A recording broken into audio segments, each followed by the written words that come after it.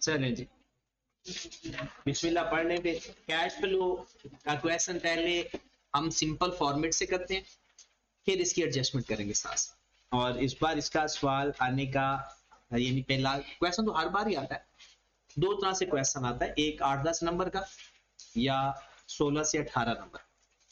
अब आपके पास फिलहाल क्योंकि नेक्स्ट स्कीम चेंज हो रही है, सारे पैटर्न चेंज हो जाएंगे और कुछ टॉपिक्स भी प्लस माइनस हो रहे हैं, तो ये फिर अगर पुराने पैटर्न के हिसाब से मैं आपको बताऊं तो मोस्ट ऑफ द केसेस वो एनपीओ और कैश फ्लो को इकट्ठा करता है। ठीक है, इसके साथ 3 टॉपिक और है जो आपने पढ़े हुए हैं, IS 8, रेक्टिफिकेशन ऑफ एरर और equity, statement of changes in equity.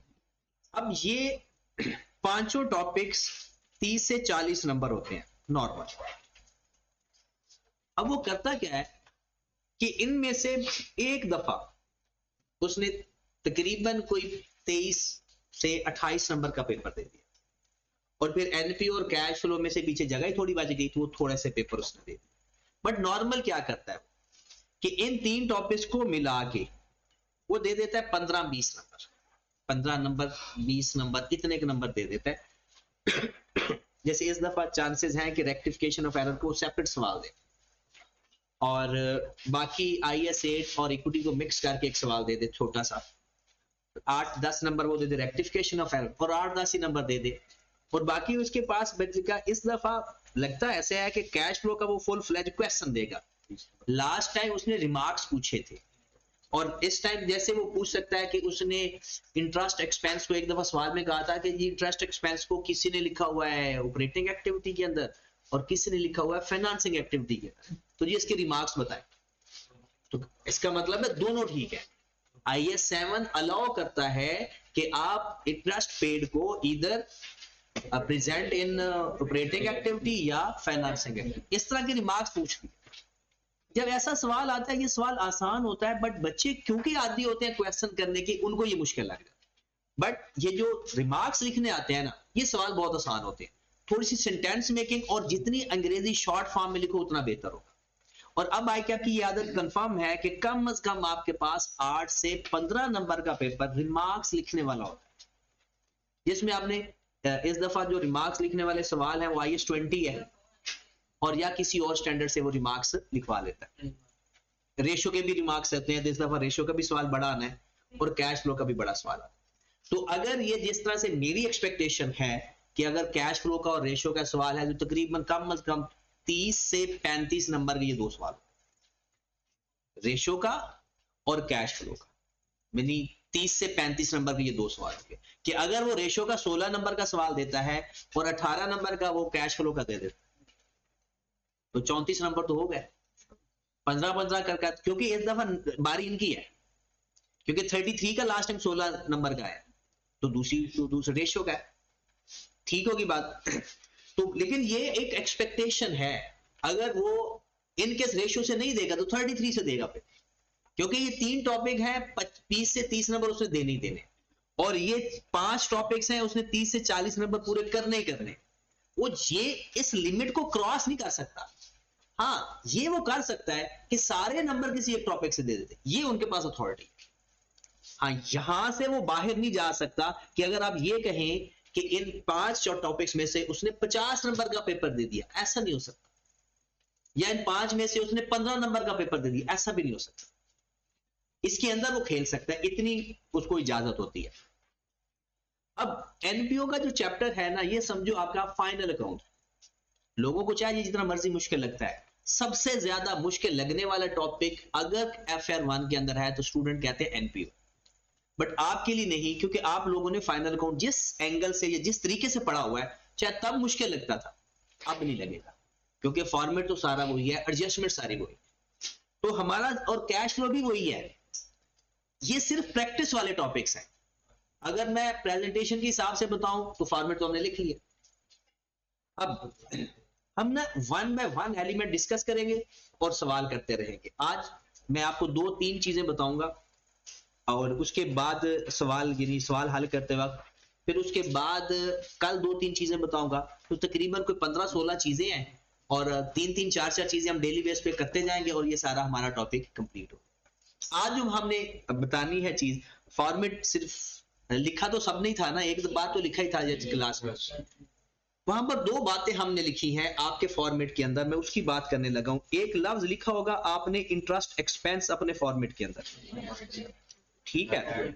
ये जो इंटरेस्ट एक्सपेंस है ये ऑपरेटिंग एक्टिविटी की एडजस्टमेंट में, और एक लफ्ज आपने लिखा होगा इंटरेस्ट पेड, ऐसा है ना, और ये लफ्ज आपका होगा या तो फाइनेंसिंग एक्टिविटी में या ऑपरेटिंग एक्टिविटी के एंड पे है, ऑपरेटिंग एक्टिविटी में भी आता है ना ये। अच्छा, इसके बारे में जो इसकी मैं टोटल बातें मैं वो बताने लगूं, इससे बाहर इंशाल्लाह कोई बात नहीं होगी। आपने एक इंटरेस्ट पेएबल का लेजर बनाया करना है,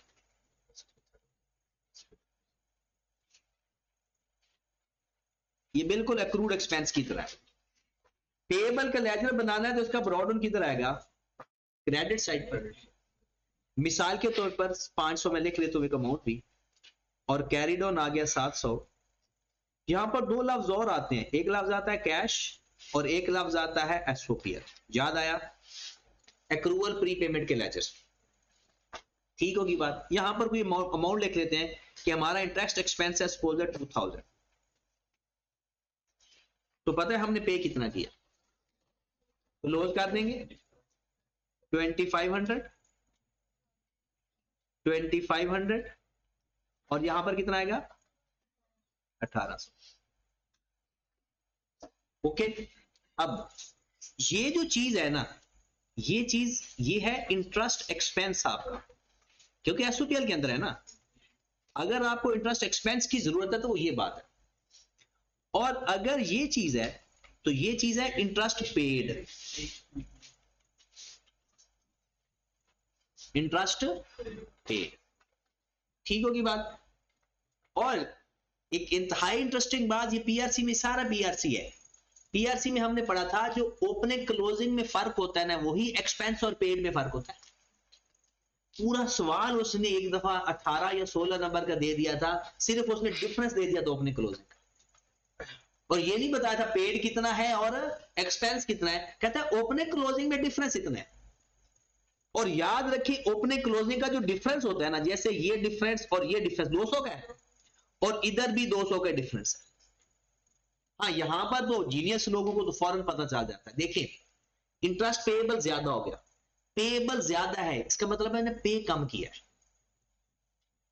पे अब मेरी लायबिलिटी बढ़ी है, तो अगर मैं ज्यादा पे करता तो क्या मेरी लायबिलिटी बढ़ती, कम होती लायबिलिटी। अगर आपकी लायबिलिटी बढ़ रही है, इसका मतलब एक्सपेंस ज्यादा है पेमेंट कम है, तो 200 का फर्क है इनके दरमियान। अब आपके सामने है इंटरेस्ट एक्सपेंस कितना है 2000 का, पेड कितना है 1800 का, और कल को पेपर में वो आपको ये कह दे कि मेरा क्लोजिंग इंटरेस्ट पेएबल 200 से ज्यादा है और इंटरेस्ट एक्सपेंस मेरा 2000 है, तो क्या हमें नहीं पता चल जाएगा पेड कितना है। इस तरह से वो डिफरेंस डायरेक्ट बता देगा, और फिर हमें, मैं आपको एक और तरीका भी बताऊंगा, मैं तो लेजर अप्रोच से आपको बता दूंगा, बट कॉमन सेंस बहुत सारे कम लोग इस्तेमाल करते हैं, वो ये जो सिर्फ नोट करने वाले लोग होते हैं ना, वो सुनते नहीं है, तो फिर उनके लिए नोट करने वाली चीज बेस्ट होती है, और जो लोग सुनते हैं ना उसको फिर नोट, वो तो कैलकुलेटर पे सवाल हल कर लेते हैं। जैसे एक मैं ये तरीका इसका और भी बताने लगा हूं, पेपर में हमें इस लेजर में कौन सी 2 चीजों की जरूरत पड़ती है, इंटरेस्ट एक्सपेंस की भी और इंटरेस्ट पेड की भी, क्योंकि दोनों को प्रेजेंट करना होता है। तो दोनों में से एक चीज आपको गिवन होगी, दूसरी चीज हम फाइंड कर लेंगे। और एक डायरेक्ट फार्मूला भी मैं बता देता हूं यहां पर इंटरेस्ट पेड का, क्योंकि ज्यादातर हम इंटरेस्ट पेड फाइंड करते होते हैं। Brought down plus expense minus carried on, brought down कितना है 500 प्लस इंटरेस्ट एक्सपेंस कितना है माइनस कैरीड ऑन कितना है 1800 आ जाएगा। पेपर में हम इस तरह से भी करेंगे, लेजर भी बना सकते हो, रट्टा लगाना है तो फिर लेजर बनाना, अगर समझ लग गई ना तो फिर जिस तरह से मर्जी कर लेना, आपको आइडिया हो जाएगा और गलती भी नहीं होगी। मैंने पहले 500 देना था, 2000 मेरा और देने वाला बन गया। टोटल कितना अब देने वाला हो गया? 2500, 700 रह गया। इसका मतलब है फिर पे कितना कर दिया? 1800 का। कभी वो आपको कहेगा कि पे इतना कर दिया है, तो फिर हमने क्या फाइंड करना होगा? Interest expense. तो अकाउंटेंट के लिए, आपके लेवल के लिए, क्योंकि समय समय तो आपको आनी नहीं, तो आपके लेवल के लिए लेजर एक बेस्ट अप्रोच है। और ये जो ऊपर वाली क्वेश्चन है, ये सिर्फ कब इस्तेमाल करनी है? जब इंटरेस्ट पेड फाइंड करना, बस। अदरवाइज कुछ और चाहिए होगा तो लेजर बना लेना। तो मुझे फिर ना टैक्स पेएबल का भी लेजर बनाकर दिखाएं। Tax payable,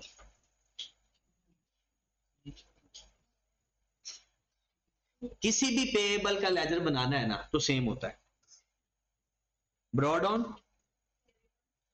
carried on, cash, SOPL. तो अब तो मुझे दोबारा मेरे ख्याल में लिखने की भी जरूरत नहीं है कि ये जो चीज है ना कैश के नाम से, ये टैक्स पेड, और ये चीज जो एसओपीएल के नाम से है,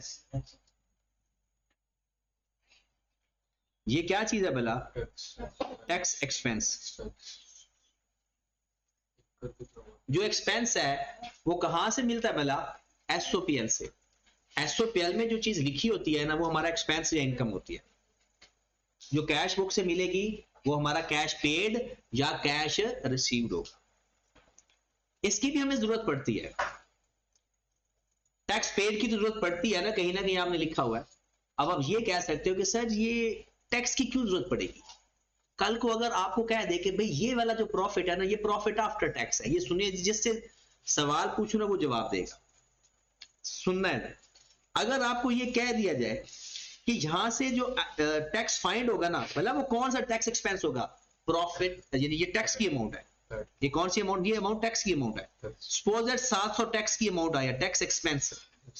आपको कोई कह दे कि आपके पास जो पैड है ना, वो पैड है जनाब 5400। कितना है पैड? कैश फ्लो के अंदर आप प्रॉफिट आफ्टर टैक्स लेते हो या प्रॉफिट बिफोर टैक्स लेते हो? बिफोर टैक्स लेते हो। अब हमें टैक्स की जरूरत पड़ गई, टैक्स एक्सपेंस की जरूरत पड़ी या टैक्स पेड की? टैक्स एक्सपेंस की, क्योंकि पेड तो कैश फ्लो में आता है।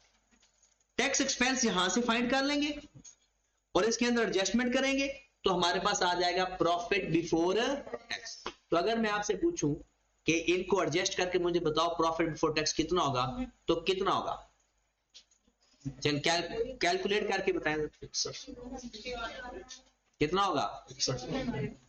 6100। गुजर सर कितना होगा प्रॉफिट बिफोर टैक्स? तो अमाउंट कैलकुलेट किधर है आपका? हाँ नूर, नबीहा, सबा, कैलकुलेटर करो ना बच्चे। 61 नहीं, एसओपीएल के अंदर हमेशा फॉर द ये चीजें आती है, पेड और रिसीव्ड, ये कैश फ्लो के एलिमेंट। पेड और रिसीव्ड का ताल्लुक सिर्फ कैश फ्लो में है, बाकी सिर्फ फॉर द ये चीजें आती है।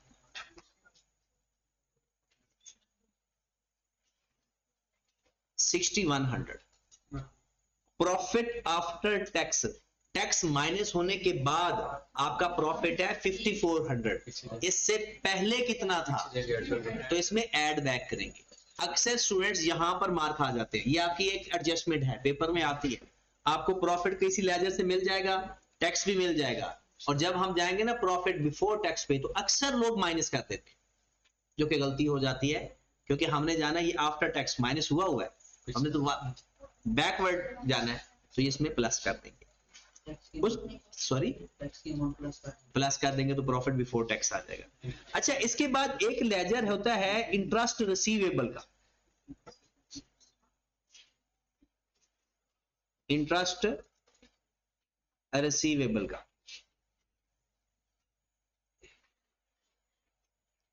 वैसे तो आप खुद भी बना सकते हो, इसका ब्रॉड ऑन इधर आता है क्योंकि ये एसेट नेचर का होता है, कैरिड ऑन इधर आता है।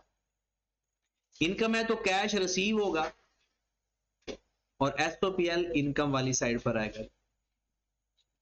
अगर इसकी हम बात करें तो इसका मतलब है इंटरेस्ट रिसीव्ड। और ये किस एक्टिविटी में जाएगी ये अमाउंट? इंटरेस्ट रिसीव किस एक्टिविटी में जाएगा? बोले बोले, इंटरेस्ट रिसीव किस एक्टिविटी में जाता है? Investing activity. इसलिए कहा था याद लिखने का मकसद ही यही होता है, ठीक है। इंटरेस्ट रिसीव किस एक्टिविटी में जाता है? और ये है इंटरेस्ट इनकम, ये ऑपरेटिंग एक्टिविटी की एडजस्टमेंट, क्योंकि ऑपरेटिंग एक्टिविटी के ना 3 हिस्से हैं, एडजस्टमेंट वाला, फिर वर्किंग कैपिटल वाला, फिर उसके बाद, ये 3 हिस्से होते हैं उसके। तो ये एडजस्टमेंट में जाकर एडजस्ट हो जाएगा। लास्ट बात, और ये बात आपके पेपर के लिए तो नहीं है, बट क्योंकि हम पहले बेसिक क्वेश्चन डिस्कस करने लगे हैं तो इसलिए फिर बेसिक क्वेश्चंस में ऐसा होता है। कैपिटल का लेजर,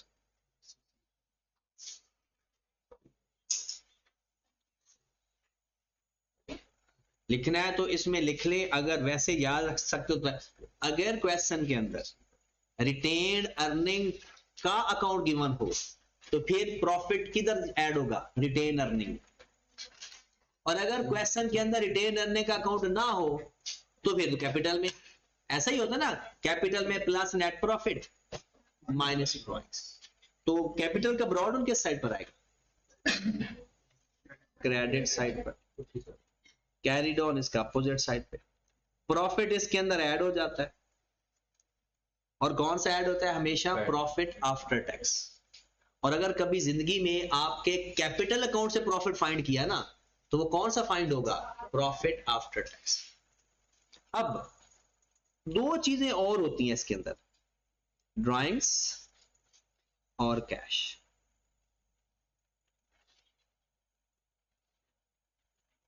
पेपर में इनमें से जो चीज मिसिंग होगी वो हम इस लेजर से भी फाइंड कर सकते हैं। हम लेजर बनाएंगे, अगर प्रॉफिट नहीं गिवन तो कैपिटल का लेजर बना लो, प्रॉफिट आपको मिल जाएगा। अगर प्रॉफिट आपको सवाल के अंदर नहीं गिवन तो कैपिटल का लेजर बना लो, लेकिन तब जब रिटेन अर्निंग ना हो, क्योंकि रिटेन अर्निंग होगा वो तो प्रॉफिट उधर से फाइंड होगा। फिर अगर प्रॉफिट गिवन है तो फिर अगर आपकी बैलेंसिंग फिगर डेबिट साइड पर आएगी तो वो ड्राइंग्स होगी, और अगर क्रेडिट साइड पर आएगी तो न्यू कैपिटल होगा। अगर आपके कैपिटल की डेबिट साइड पर कोई बैलेंसिंग फिगर आ रही है, कोई डिफरेंस आ रहा है, तो किस वजह से आ रहा होगा? वो ड्राइंग्स की वजह से आ रहा होगा। और क्रेडिट साइड पर डिफरेंस आ रहा है, या वो प्रॉफिट की वजह से आ रहा है या वो न्यू कैपिटल की वजह से। और ये लेजर कब बनाना है? जब क्वेश्चन के अंदर रिटेन अर्निंग का अकाउंट ना हो, वरना नहीं बनाते। आज की जो हमारी लर्निंग है वो बस इतनी है, इंटरेस्ट पेएबल का लेजर, टैक्स पेएबल का लेजर, इंटरेस्ट रिसीवेबल का लेजर और कैपिटल का लेजर। इनकी अंडरस्टैंडिंग करेंगे, इसको कैसे इस्तेमाल करना है कैश फ्लो के अंदर, बस। अब क्वेश्चन अपने सामने रखें जो आपको दिया है।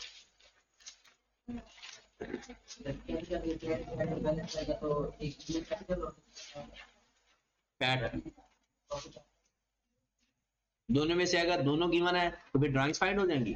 अगर इन दोनों में से कोई बैलेंस आ रहा है तो या पैड गिवन है तो कैश होगा, कैश गिवन है तो पैड होगा। हाँ जी, सवाल देखिएगा जरा, पहला ही सवाल देख लें। आपको एसेट्स गिवन है, लॉन्ग टर्म इन्वेस्टमेंट गिवन है, स्टॉक गिवन है, debtors, provision, short term investment, prepayments, cash, bank. सवाल नजर आ रहा है? कैपिटल अकाउंट, फिर लोन अकाउंट, फिर creditors, bank overdraft, interest payable और एक्रूअल्स। फिर नीचे गिवन है जी sales less cost of sale, gross profit, फिर salaries, rent expense, advertisement expense, provision for bad debts, depreciation, interest expense, profit for the year. आपको अपने एसओपीएल के अंदर कौन सी चीज कैश फ्लो की लगी है? एसओपीएल के अंदर कोई चीज ऐसी है जो हमें चाहिए? एक डेप्रिसिएशन चाहिए होती है, प्रोविजन फॉर बैड डेट्स को छोड़ दे, प्रोविजन फॉर डेप्शन ऑप्शनल है, इसको छोड़ दे फिलहाल। और मैं सिर्फ अभी आपको एसओपीएल की बात कर रहा हूं। एसओपीएल में हमें क्या चाहिए होता है? यहाँ एक डेप्रिसिएशन एडजस्ट करनी होती है और एक इंटरेस्ट एक्सपेंस एडजस्ट करना, बाकी और कोई चीज यहां से हमें नहीं। नाम तो है नहीं तो हम फिर कोई नाम लिख लेते हैं, ABC company, statement of cash flow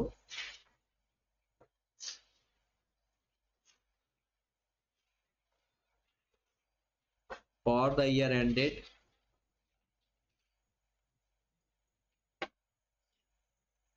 31 दिसंबर 2007। यहां पर हम अमाउंट लिख देते हैं जी। सबसे पहले हम यहां पर एक लिखते हैं जी cash flow from operating activity.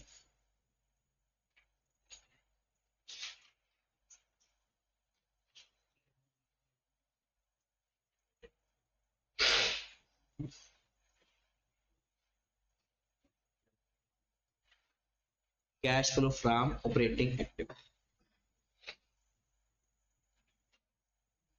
हाँ जी, कहां से सवाल शुरू करेंगे? Profit before tax. अच्छा, टैक्स ना हो ना, टैक्स तो इसमें है ही नहीं, तो आप प्रॉफिट फॉर द ईयर लिख दें या प्रॉफिट बिफोर टैक्स ले, कोई मसला नहीं। तो प्रॉफिट फॉर द ईयर,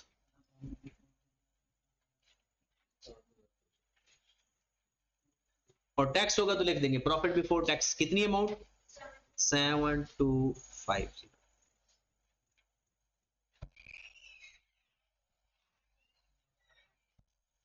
फिर में हम इसमें एडजस्टमेंट करेंगे। तो किस किस की एडजस्टमेंट करनी होती है? इस सवाल के अंदर तो दो ही चीजें हैं बस। वो जो कल हमने इतनी लंबी चौड़ी लिस्ट लिखी थी वो ओवरऑल है, एंड तक। तो अब क्या लिखेंगे? डेप्रिसिएशन फॉर द ईयर कितना? 6550 प्लस करेंगे माइनस ऐड करेंगे। Interest expense 800।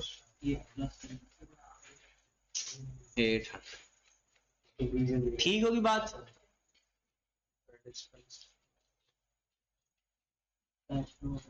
और कुछ है इसमें? हाँ जी।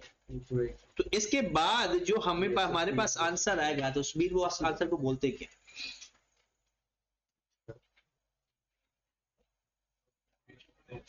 Profit before working capital changes.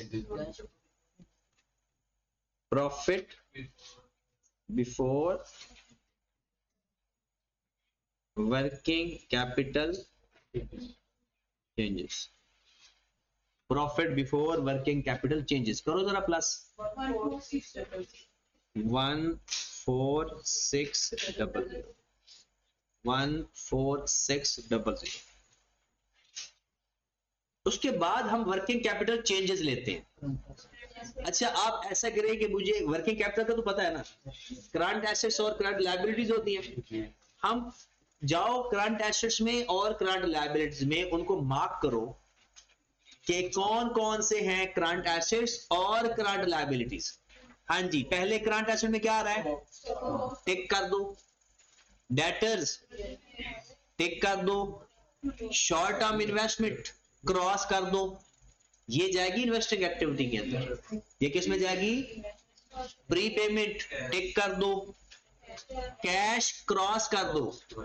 Cash जाएगा कैश एंड कैश इक्विवेलेंट में। कैश किधर जाएगा? कैश एंड बैंक क्रॉस कर दो। ये किधर जाएगा? कैश एंड कैश इक्विवेलेंट में। फिर क्रेडिटर्स टिक करो। बैंक ओवरड्राफ्ट ये भी क्रॉस दो। ये भी कहां जाएगा? Cash and interest payable cross करो। ये क्यों नहीं आएगा? ये मैं अभी आपको बताता हूं। एक्रूअल्स टिक करो। अरे जब भी आपने करना है ना, ऐसे ही ना जल्दी से टिक क्रॉस कर लेना है, ताकि हमें ये पता चल जाए कि यहां पर कौन सी अमाउंट आती है और जो बाकी चीजें हैं वो कहीं और जाती हैं। वो मैं लिख देता हूं आपको। वर्किंग कैपिटल पोर्शन के अंदर आपको याद होगा कि कल मैंने वो साइन लगाया था कि कौन कौन, ये सारे वर्किंग कैपिटल चेंजेस नहीं आएंगे। कौन कौन से नहीं आएंगे और उनकी क्या क्या जगह है वो लिख लो। पहले तो इधर कैश नहीं आएगा, बैंक नहीं आएगा, बैंक ओवरड्राफ्ट नहीं आएगा, हाँ जी, इनकी अपनी कोई और जगह होगी, उस सेक्शन में नहीं आएंगे, हैं ये वर्किंग कैपिटल। अब देखें ना, हम जो ना आने वाली चीजें, जो आने वाली चीजें वो कोई भी हो सकती है, जो ना आने वाली है वो कंफर्म है, तो उसके अलावा जो कुछ आएगा वो इधर लिख दे। हाँ जी, बैंक ओवरड्राफ्ट, ये कैश एंड कैश इक्विवेलेंट में जाता है। फिर शॉर्ट टर्म इन्वेस्टमेंट, कौन से वाली वाला,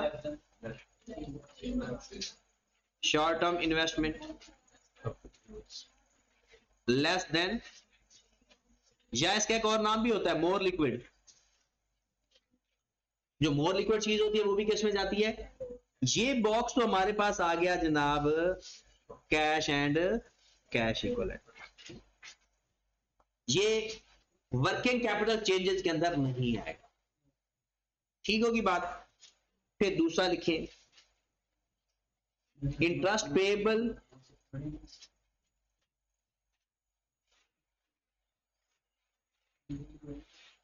टैक्स पेएबल,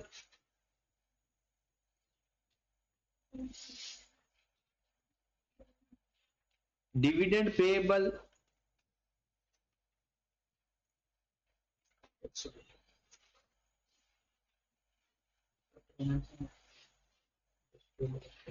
उसके बाद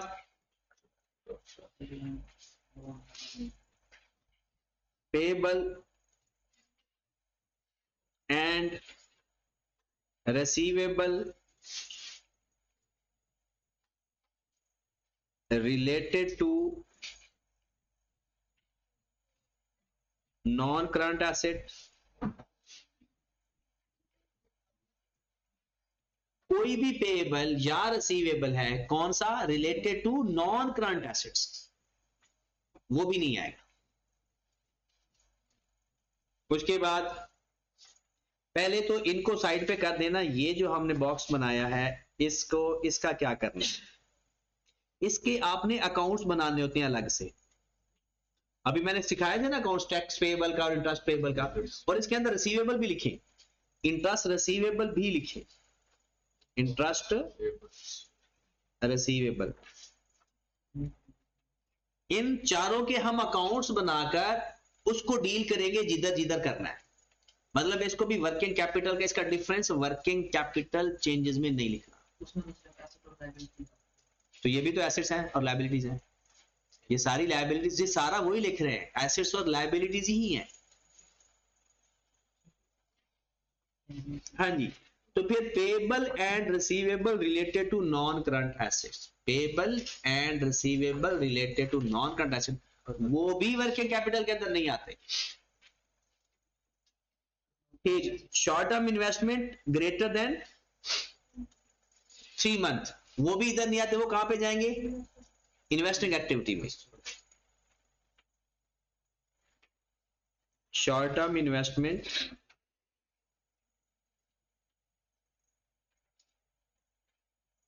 ग्रेटर देन 3 मंथ, वो कहां पर चले जाएंगे, इन्वेस्टिंग एक्टिविटी के अंदर। अगर लिख दोगे इधर आंसर बराबर आएगा, आंसर से पे फर्क नहीं पड़ता, प्रेजेंटेशन चेंज हो जाती है। शॉर्ट टर्म लोन भी इधर नहीं आता,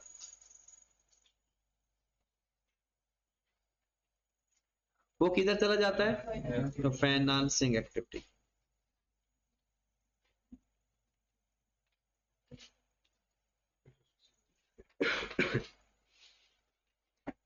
तो ये वो करंट एसेट्स और करंट लायबिलिटीज हैं जिनका अपना अपना पोजीशन है, ये वर्किंग कैपिटल चेंजेस वाले पोर्शन या सेक्शन में नहीं कवर होता। नॉर्मल क्या होते हैं, debtor creditor, debtor creditor, stock accruals and accrual and prepayments. लेकिन उस एक्रूवल एंड प्रीपेमेंट्स में इंटरेस्ट पेएबल शामिल नहीं होना चाहिए, टैक्स पेएबल शामिल नहीं होना चाहिए, डिविडेंड ना हो, और कोई नॉन करंट एसेट का लेन देन पड़ा हुआ है ना, वो भी नहीं होना चाहिए। मतलब आपने उधार पे एक नॉन करंट एसेट खरीदा तो वो उसमें नहीं कवर होगा। ऐसा क्यों है, क्योंकि हम मेथड इनडायरेक्ट पढ़ रहे हैं, आपको नहीं अभी समय लगेगी, मैं 2-4 सवाल करवा लूं, फिर मैं आपको बताऊंगा कि अच्छा इनडायरेक्टली हो कैश फ्लो रहा है, लेकिन वो आता कैसे है, वो अभी ना आपको पता नहीं, समय लगे भी, मेरे बताने के बाद भी पता नहीं लगती है समय या नहीं। लेकिन ये है कि सवाल हो जाता है। डायरेक्ट मेथड में क्लियर पता है कि कैश इनफ्लो हो रहा है और कैश आउटफ्लो। हाँ जी, तो जब हमने वर्किंग कैपिटल पढ़ा था तो वर्किंग कैपिटल चेंजेस के अंदर मैंने, अब देखिए जिनको क्रॉस करवाया भला क्यों करवाया, क्योंकि वो वर्किंग कैपिटल चेंजेस के अंदर नहीं लिखा। आगे चलते हैं।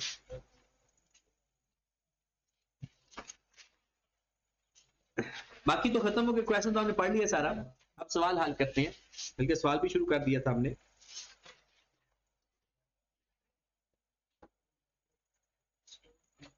यहां पर आ जाए। हाँ जी, यहां पर क्या लिखे, आपकी इन्वेंट्री कम हो रही है ज्यादा, स्टॉक स्टॉक 3000 से 4000 हो गया, स्टॉक इंक्रीज 1000 से माइनस कर देंगे। डेटर्स 8000 से 11000। अब सुनिए जरा, यहां पर इंपॉर्टेंट बात, नीचे प्रोविजन भी गिवन है। अगर आप प्रोविजन का डिफरेंस लेकर ऑपरेशन में लिख दो, ऑपरेटिंग एक्टिविटी में लिख दो, तो यहां पर फिर ग्रॉस डेटर्स ले लेना। और अगर आपने डिफरेंस नहीं लिया, ऊपर प्रोविजन नहीं ली, फिर इधर नेट कर। देखिए यहां पर हमने एडजस्टमेंट किया ना, ये वाली जगह, ये यहां पर प्रोविजन नहीं ली तो डेटर्स फिर नेट आएंगे। प्रोविजन लेंगे तो डेटर्स ग्रॉस का डिफरेंस लेते हैं, अगर डेटर्स नेट लेंगे तो फिर प्रोविजन लेते ही नहीं है। ये दो ऑप्शन है, आई कैप ने बताई हुई है, ये बात आप लिख लो अपने अल्फाज में। अगर अलाउंस फॉर बैड डेट्स का डिफरेंस लेंगे तो वर्किंग कैपिटल में ग्रॉस डेटर्स का डिफरेंस लेंगे। दूसरी ऑप्शन, अगर नेट डेटर्स का डिफरेंस लेंगे तो फिर अलाउंस फॉर बैड डेट्स का डिफरेंस नहीं लेंगे। मैं लिखवा देता हूं, दो ऑप्शन है इसकी। नंबर 1,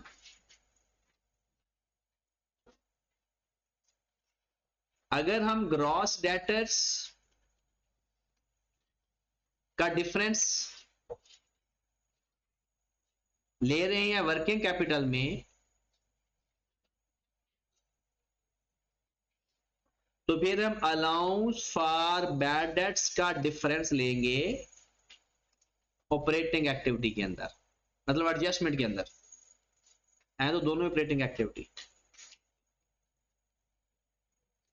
अगर ग्रॉस डेटर का डिफरेंस लेंगे वर्किंग कैपिटल में, तो अलाउंस फॉर बैड डेट्स का डिफरेंस किस में लेंगे, एडजस्टमेंट में। नंबर 2, अगर आप नेट डेटर्स का डिफरेंस ले रहे हो वर्किंग कैपिटल में, तो फिर allowance for bad dates ignore कर दोगे। ये दो मेथड हैं डेटर्स और अलाउंस फॉर बैड डेट्स को डील करने।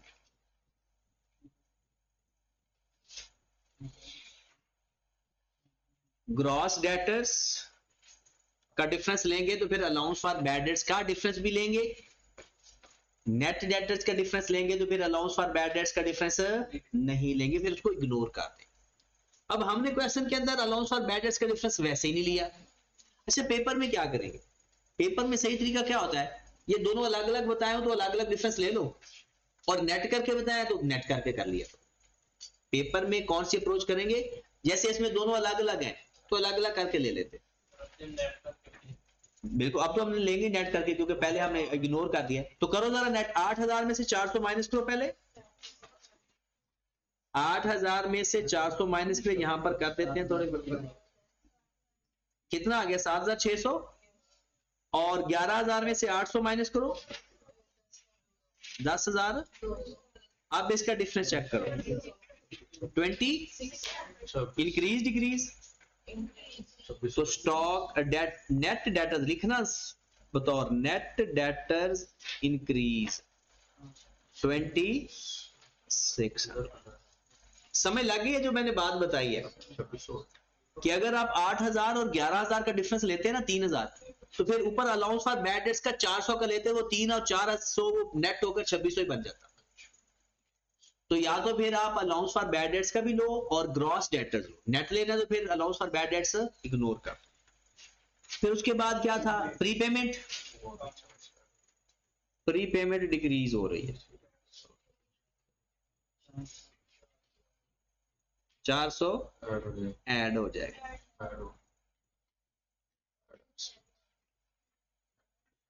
फिर उसके बाद है जनाब क्रेडिटर्स। क्रेडिटर्स डिक्रीज 1000 से। इनफ्लो आउटफ्लो कम हो रहे हैं ना, तो पेमेंट की होगी। एक्रूअल्स, एक्रूअल्स कम हुआ ज्यादा।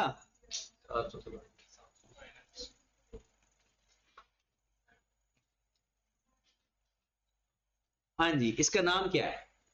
जब ये सारा वर्किंग कैपिटल एडजस्ट कर लेंगे, इसका नाम क्या है? कैश जनरेटेड फ्रॉम ऑपरेशन या profit after changes in working capital. Cash generated from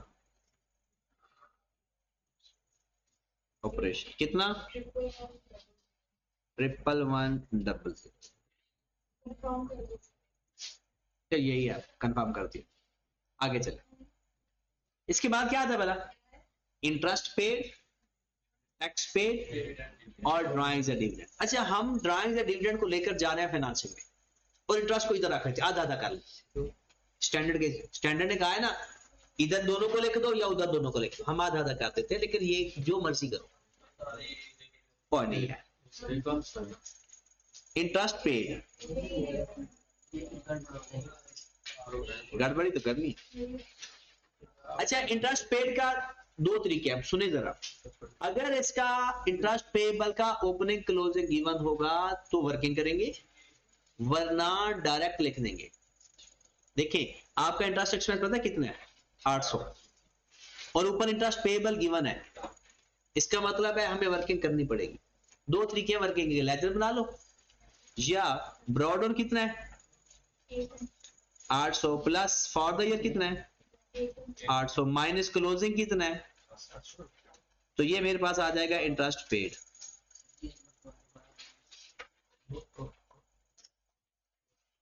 आपने इंटरेस्ट पेबल का लेजर जो मैंने बनाया है, उसके ऊपर मैंने ये क्वेश्चन लिखवाई है, ये वही है, brought on plus expense for the year minus carried. अच्छा, ये लेजर कब, ये वर्किंग डायरेक्ट कब करते हैं आपकी? जब इंटरेस्ट पेड के लिए। और लेजर अगर आप बनाना है तो बना लें, हम इंटरेस्ट पेबल का लेजर बना लेते। ब्रॉड ऑन कितना है? 800। आपको तीन वैल्यूज गिवन होगी, कैरिड ऑन 400, एसओपीएल 800, ये इंफॉर्मेशन गिवन है। इसको बराबर करके बैलेंस निकालो, इधर 1600, इधर भी 1600, तो इधर मिसिंग क्या चीज है?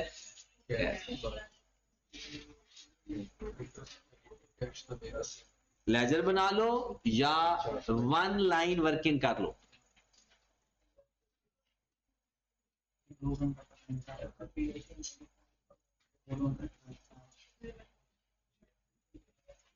Net cash flow from operating activity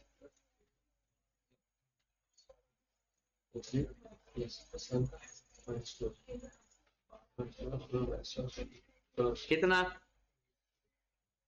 11,100 minus 1200,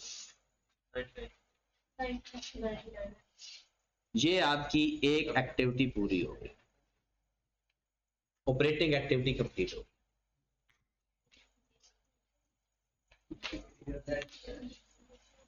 हाँ जी, उसके बाद इन्वेस्टिंग एक्टिविटी।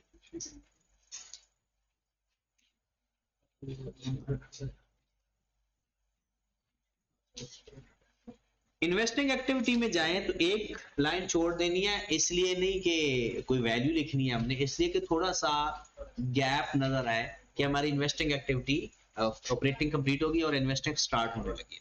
और वैसे भी जो थोड़ी शेख तबीयत के लोग होते हैं, वो अभी तो चाहे लाइन ना छोड़ा करें, पेपर में उन्होंने पैसे दे चुके होते हैं, तो वो आपका खर्च नहीं हो रहा होगा, वो आपकी वैल्यू लेकर उसके पैसे पेड हैं, वहां कंजूसी नहीं करनी, ठीक है। और ये भी नहीं सोचना कि पता नहीं आई कैप को बुरा ना लग जाए, शायद आई कैप भी शेख हो, ऐसा वैसा नहीं होगा।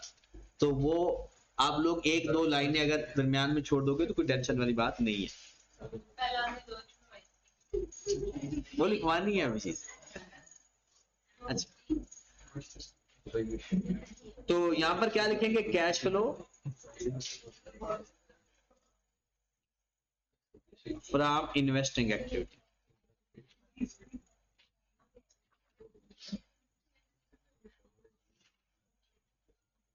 हाँ जी, सबसे पहले क्या लिखेंगे? यहां पर 6-7 चीजें आती हैं, पहले तो सुनेंगे ना।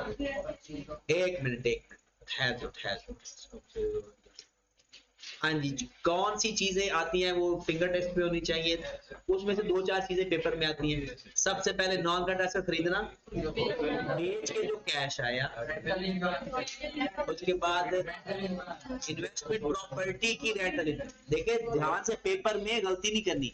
इन्वेस्टमेंट प्रॉपर्टी की rental income, government grant received, पूरा लफ्ज बोलना है। उसके बाद इंटरेस्ट रिसीव्ड, परचेज या सेल ऑफ इन्वेस्टमेंट, चाहे शॉर्ट टर्म है, हाँ वो जो कैश एंड कैश इक्विवेलेंट में चली जाएगी, वो इधर इन्वेस्टमेंट नहीं। अब ये पता कैसे करेंगे? आओ जरा, आपने फिक्स्ड एसेट पे आपके 2016 में पड़े थे 35,000 के, अब हो गया 50,000, तो आपने खरीदे हैं या बेचे हैं? Purchase of non current assets, purchase of non current assets कितने? 15,000। Outflow inflow? Out. Next, long term investment, पहले 5,000 है, अब 7,000 होगी। खरीदी है बेची है? Purchase of long term investment कितने से? 2,000। किधर? इन्वेस्टिंग एक्टिविटी में देखिए ना, यहां पर क्या लिखा हुआ ऊपर? नॉन करंट एसेट में तो सब कुछ आता है। तो long term investment basically non current asset होता है हमारा। फिर उसके बाद शॉर्ट टर्म इन्वेस्टमेंट 5,000 से 10,000, ये भी खरीदी है। Purchase of short term investment,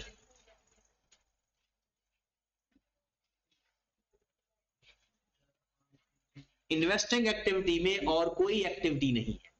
investing activity में और कोई एक्टिविटी नहीं है।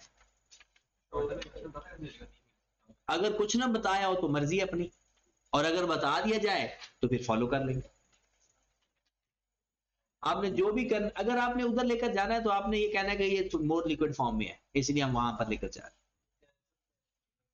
हैं। Cash and cash equivalent. हाँ जी, तो यहां पर क्या आएगा? Net cash flow from investing activity कितना? 22,000। नेगेटिव, ये हमारा बी एक अमाउंट आ गई। इसके नाम लिखना जरूरी नहीं होते, एंड पे हम लिख देंगे ना ए प्लस बी प्लस सी, तो वो इकट्ठा हो जाएगा। उसके बाद है फाइनेंसिंग एक्टिविटी। फाइनेंसिंग एक्टिविटी में कैपिटल के अंदर क्या चेंज आ रहा है? 30,000 80 से 48,000। ये इंक्रीज प्रॉफिट की वजह से भी तो हो सकता है। जो ये चेंज है वो प्रॉफिट की वजह से भी तो हो सकता है ना। तो हम देखेंगे जितना प्रॉफिट की वजह से चेंज आया है उसके अलावा चेंज देखेंगे, क्योंकि अगर प्रॉफिट होता ना रिटेन अर्निंग के अंदर, फिर तो डायरेक्ट चेंज ले लेते। जो प्रॉफिट होता है वो कैश फ्लो नहीं होता, याद रखें। तो आप कैपिटल का लेजर बना लो, कैपिटल अकाउंट।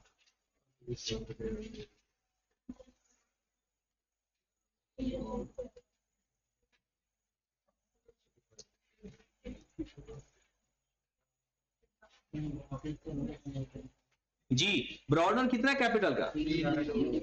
300,80। कैरिड ऑन कितना? 48130। प्रॉफिट कितना है? 725। अब अगर बराबर आ जाए इसका मतलब है no new capital no drawings. अगर डेबिट साइड पर बैलेंस आ जाए तो ड्राइंग्स, और क्रेडिट साइड पर आ जाए तो न्यू कैपिटल।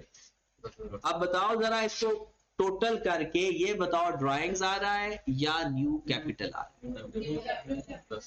लेजर बनाओ ना, लेजर।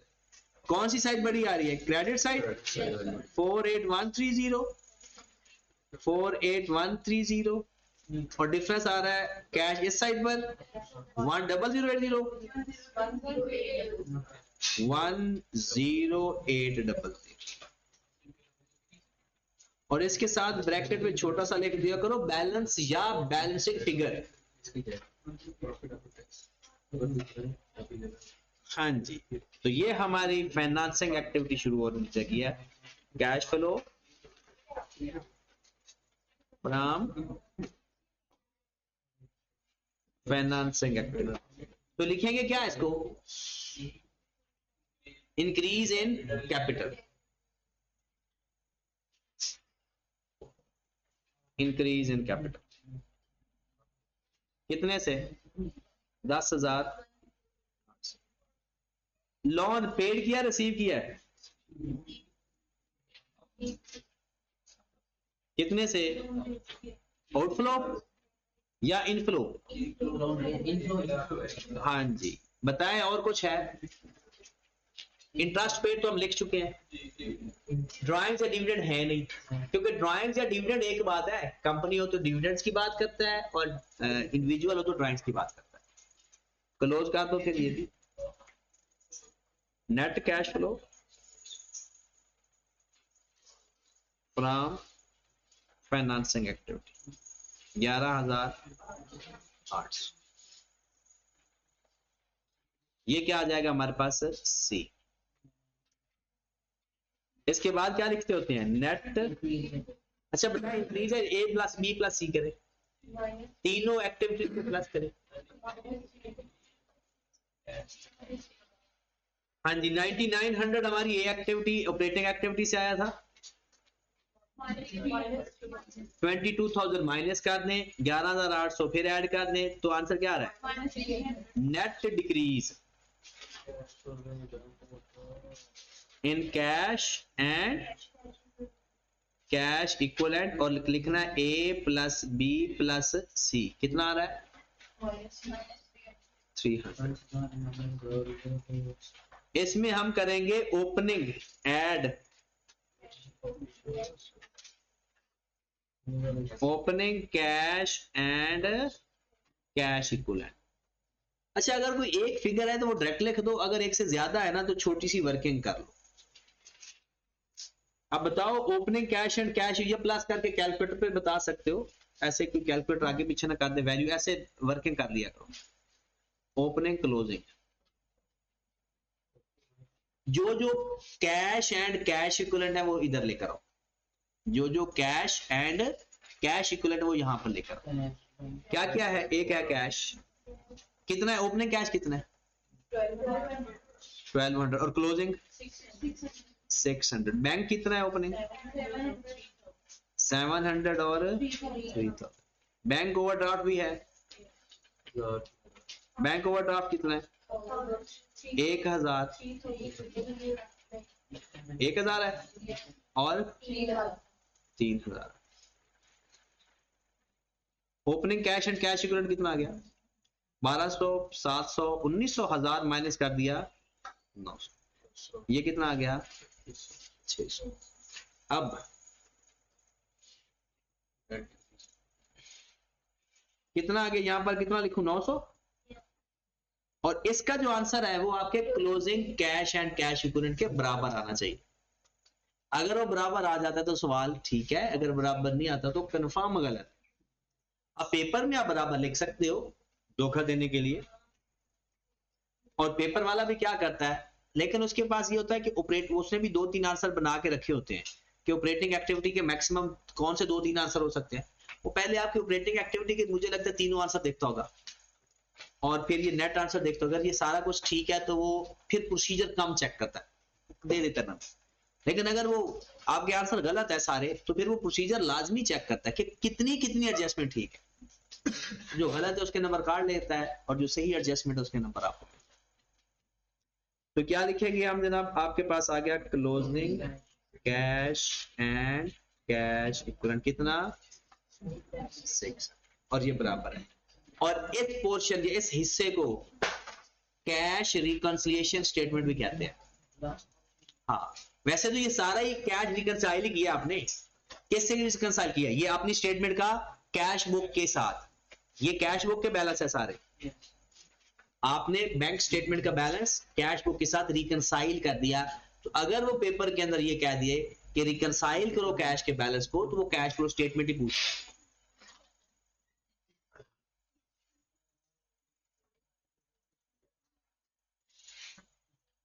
हाँ जी, सवाल समझ लग गया। अब आपने कल जो इसके दूसरे हिस्से पे सवाल दिया हुआ है, एक तो ये करना है और यही करना है, क्योंकि ये दो, या तो इस क्वेश्चन को पहले दोबारा करना आपने, अगर आप चाहते हो कि इस टॉपिक के ऊपर आपकी ग्रिप है, तो आपके पास सिर्फ 2 दिन है। वो सिर्फ कि फॉर्मेट याद करना। याद कैसे करना? ये नहीं कि दोबारा वो फॉर्मेट लिखने बैठ जाओ, ये सवाल करना, इन सवालों को ही 2 दफा कर लेना, आपका ना फॉर्मेट याद हो जाएगा। पहला सवाल दोबारा करना, फिर दूसरा सवाल करना, ठीक है? इन्हीं सवालों को आप करोगे तो आपका फॉर्मेट दिमाग में बैठ जाएगा, फिर इसके अंदर चीजें हम ऐड करते जाएंगे।